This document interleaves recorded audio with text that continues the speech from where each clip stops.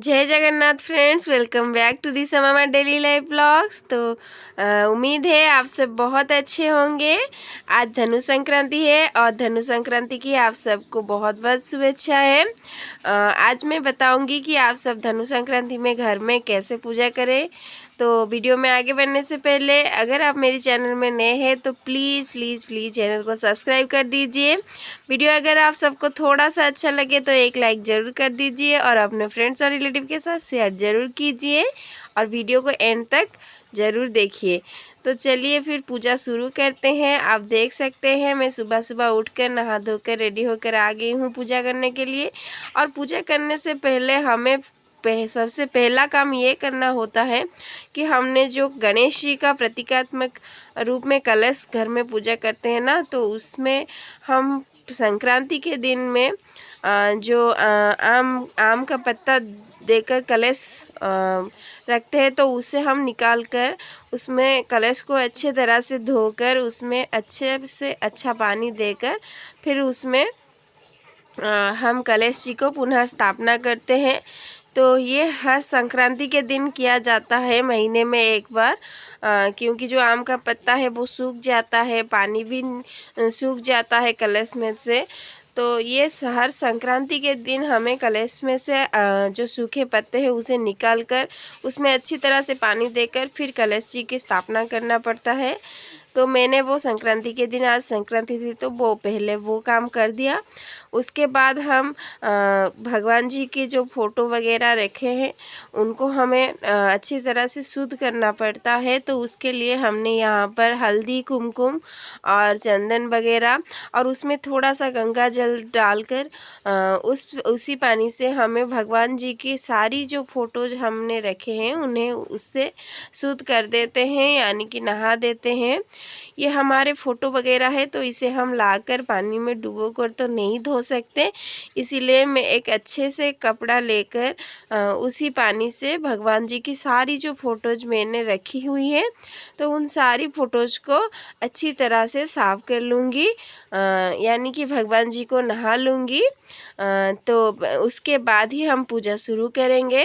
पहले हम कलश जी की स्थापना कर देंगे, उसके बाद सारी जो फ़ोटोज़ हमने रखे हुए हैं भगवान जी की उसे हम नहाएंगे और उसके बाद ही हम पूजा शुरू करेंगे। ये हर संक्रांति के दिन मुझे करना पड़ता है। मैं हर संक्रांति के दिन ही ऐसे ही पूजा करती हूँ। आप कैसे करते हैं मुझे ज़रूर बताइए। ये देखिए मैं भगवान जी को नहाने के बाद फिर हम भगवान जी को फूल वगैरह देकर अच्छे से सजा लेंगे भगवान जी को। आज धनु संक्रांति है तो आज एक बहुत ही ख़ास दिन है। आज पूरी जगन्नाथ जी के पास पहली भोग लागी होता है। ये पहली भोग ये होता है कि जो ये पौष महीना शुरू होता है इस संक्रांति से, और पौष महीना शुरू होते ही माता लक्ष्मी जो है वो अपने पिता के घर जाते हैं और इसी वक्त प्रभु जगन्नाथ जी के पास जो प्रसाद लागी होता है ना, वो प्रसाद उनकी माँ के यहाँ से आता है। उनकी माता के हाथ का बना हुआ प्रसाद उनके पास लागी होता है, तो उसे पहली भोग कहते हैं। और ये पूरे 1 महीने लागी होता है, क्योंकि ये 1 महीना माता लक्ष्मी अपने पिता के घर जाते हैं घूमने के लिए। तो इसीलिए आज के दिन बहुत ही महत्वपूर्ण हो रहता है हमारे घर में। और ये देखिए पहले हम भगवान जी को अच्छे से फूल वगैरह देकर सजा लेंगे, फिर कुमकुम लगा लेंगे प्रभु जी को। कुमकुम चंदन लगाकर हम सजा लेंगे।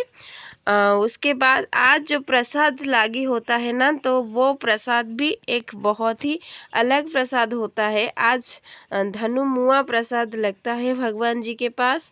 और ये जो धनुमुआ होती है ये लाई से बनाया जाता है। लाई को गुड़ से देकर अच्छे से उसमें बनाया जाता है। तो ये जो मुआ का प्रसाद है ये आज के दिन ही लागी होता है प्रभु के पास।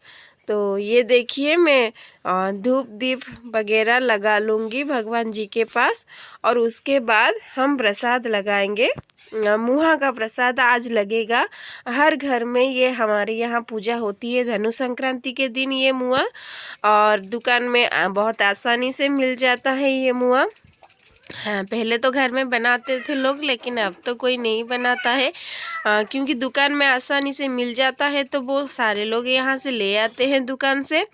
तो पहले हम धूप दीप वगैरह लगाकर उसके बाद हम प्रसाद लागी कर लेंगे प्रभु के पास। और ये जो प्रसाद होती है ना संक्रांति के दिन, तो पहले हम भगवान जी के पास लगाते हैं, उसके बाद तुलसी माता के पास लगाते हैं, और उसके बाद जो है ना वो हम जैसे गुरुवार में लगाते हैं हर घर के बाहर, द्वार के बाहर, तो उसी तरह से संक्रांति के दिन में भी घर के जो बाहर हमारे होते हैं ना चौखट के पास, तो वहाँ पर भी धनुमुआ प्रसाद लागी होता है। और ये देखिए मैं पूजा कर ली और प्रसाद भी लागी कर ली। अब हम प्रभु जी को प्रणाम कर लेंगे। और इस तरह से आप घर में ही संक्रांति की पूजा कर सकते हैं प्रभु को।